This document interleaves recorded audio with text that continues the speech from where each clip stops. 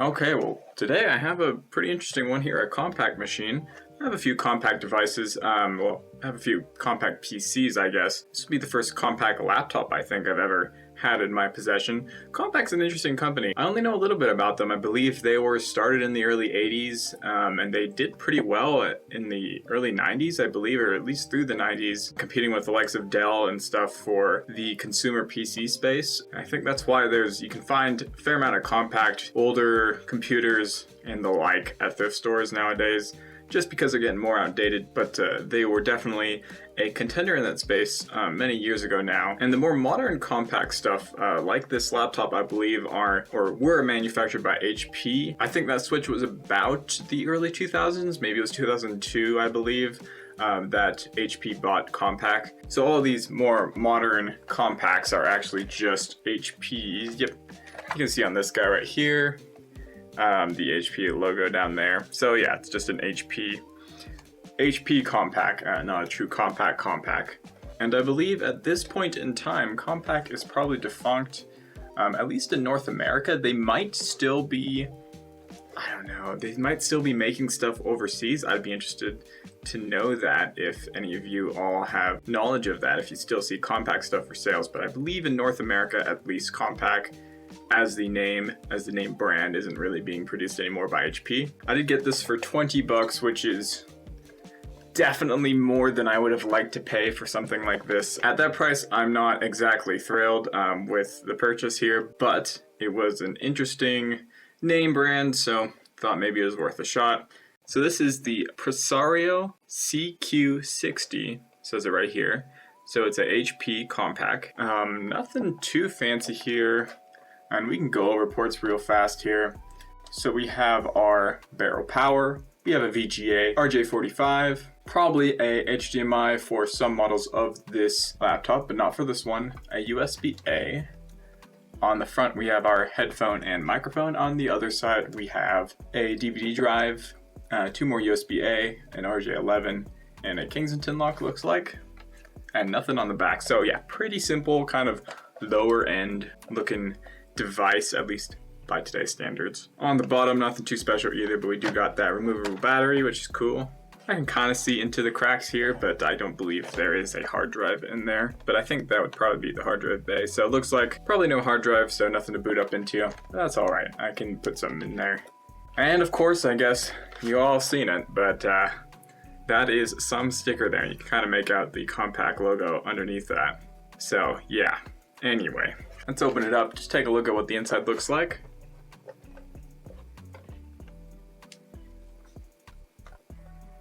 Okay, yeah, pretty basic layout here. Full-size keyboard with the numpad. We have our Intel dual-core Pentium inside, and it looks like it was originally with Vista. No webcam there, which is interesting. And this is kind of cool here. The trackpad kind of fades in with the wrist rest here, and it's kind of all one piece.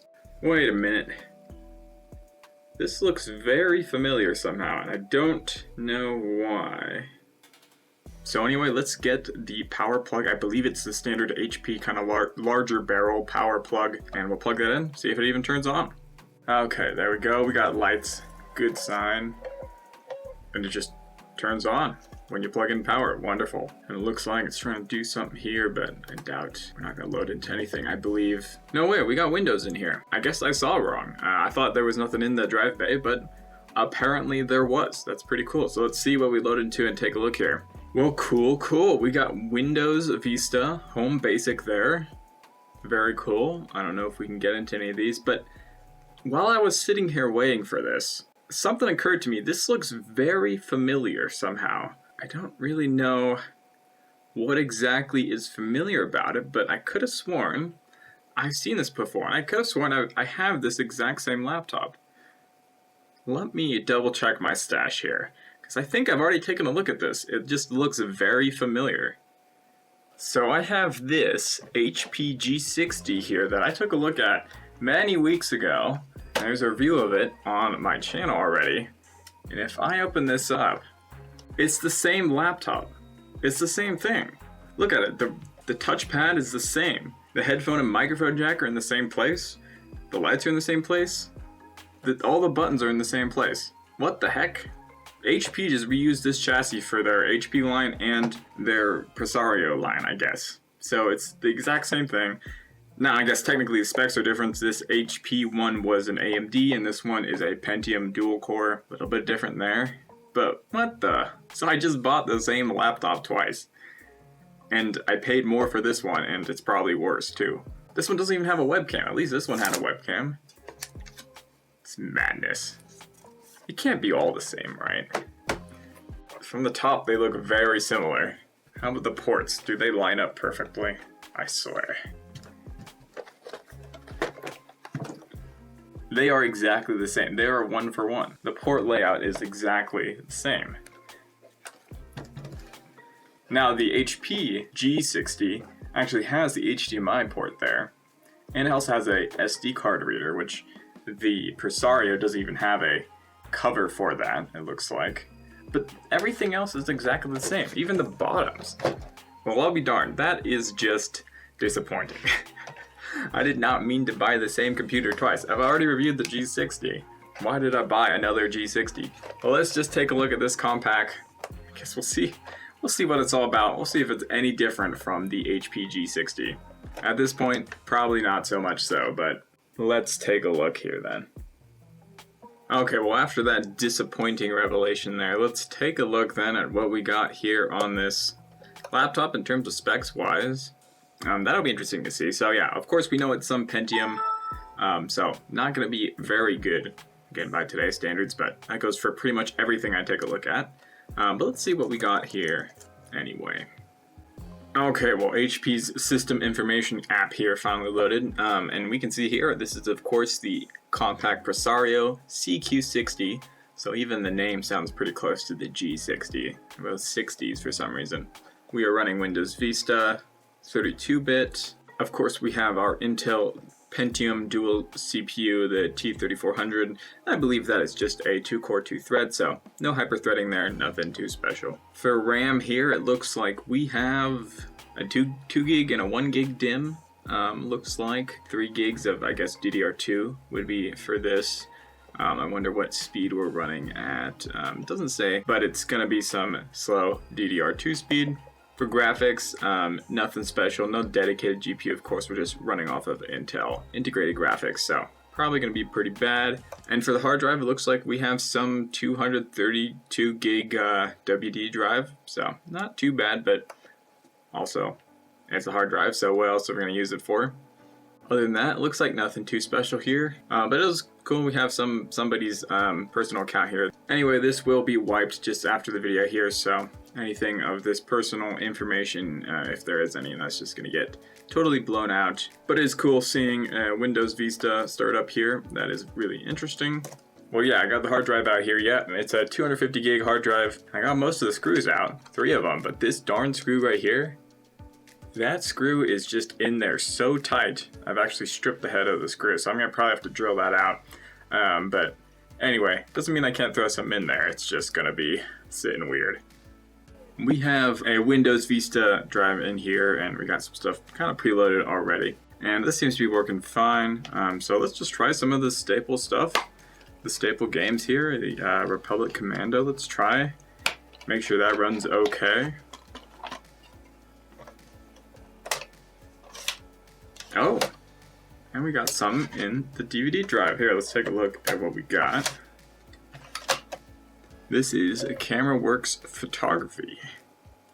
Some more in Arizona image CD. Interesting. Okay, well here we are in a Star Wars Republic Commando, like usual. We're back at it here in the first scene, and this screen was, I think, 1366 by 768, but I don't believe that was an option here, a scaling option. The closest is 1280 by 1024. Let's give that a shot and see what happens here.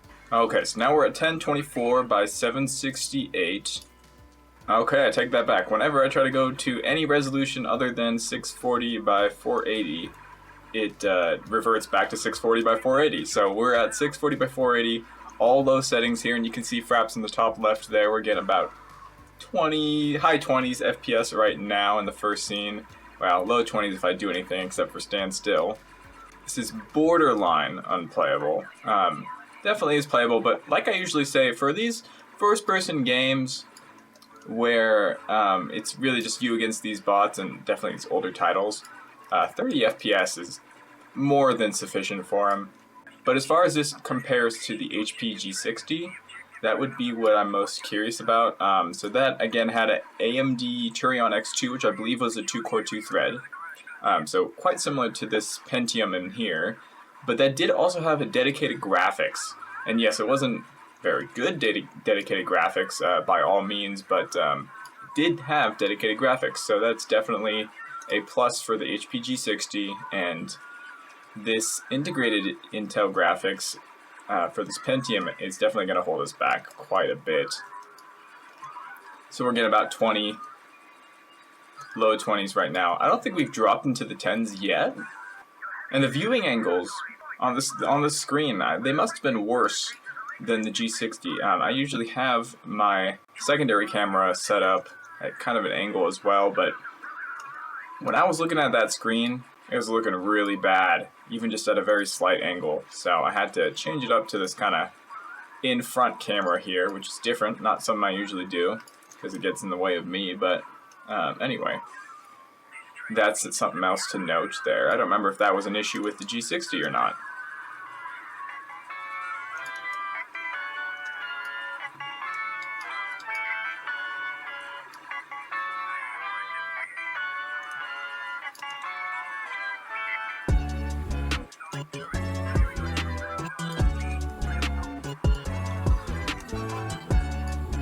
Well, there's a dip into the 10s there. But anyway, that about wraps up the first scene here. Let's take a look at, I believe we did Halo on the G60, so let's take a look at Halo and see how that compares. Okay, well, interesting. It looks like for Combat Evolved, we are getting a specs warning. Video hardware is below the recommended minimum spec for the game. I didn't see that in Republic Commando, but we are seeing it here in Combat Evolved, so anyway, interesting to see, but let's just see how it plays anyway. Alrighty, just like Republic Commando, we are 640 by 480, and everything is off or low if we can. Let's see how Combat Evolved does. You know, right off the bat here, at least in this location, I'm seeing higher frame rate, which is interesting, because again, Combat Evolved gave us a video graphics warning that Republic Commando did not. But I seem to be seeing higher FPS in the 80s, surprisingly. So that is, yeah, I wonder why that would be the case.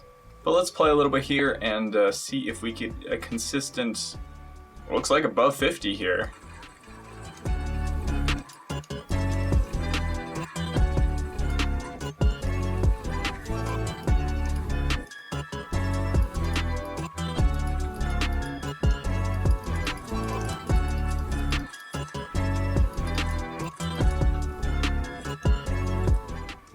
Well, yeah, so far so good. I've been playing here for at least a few minutes now, and consistently over that 50 FPS mark, I think, for the most part, which is really impressive.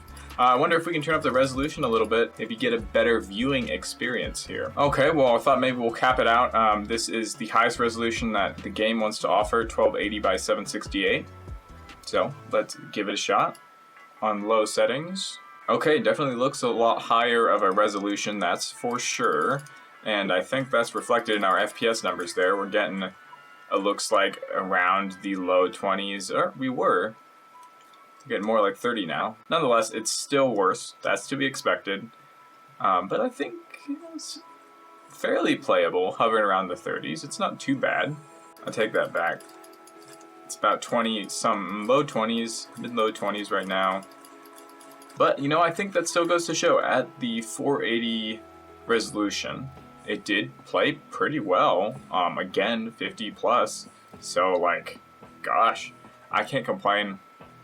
Especially with this Pentium dual core running with integrated graphics. That is awesome.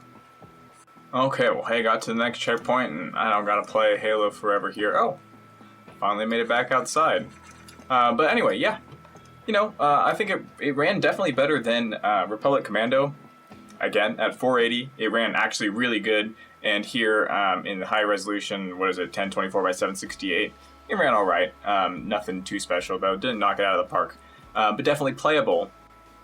Well, it was fun taking a look at this here, but I think it's about time to wrap this video up. Well, Cole, all in all, it ran pretty okay, actually. I was pleasantly surprised with how it ran Republic Commando, and especially Halo. It ran that really well. Again, that's kind of to be expected. This is a laptop that released in, 2008, 2009, somewhere around there, I'm sure. So it's gonna play titles from the very early 2000s, the 2002, like Combat Evolved is. It's gonna play them probably pretty well. At least it did here with lowered resolution, even on integrated graphics, which is still amazing to see, and it's totally awesome for wanting to play those older games. But yeah, for some reason, Republic Commando just didn't handle it as well. But it was cool checking this out and playing some stuff on it, and basically buying the same laptop twice for more money, and probably worse, given this doesn't have a dedicated GPU. But anyway, it was cool checking this out and seeing how very identical this is to the HP G60. After I picked it up and I brought it home, I was thinking to myself, I already have this laptop, but I just couldn't put a finger on it until I looked at the G60 and I realized it was basically the same thing. So if you liked today's video, make sure to like and subscribe, and I will see ya in the next video. Thanks for watching.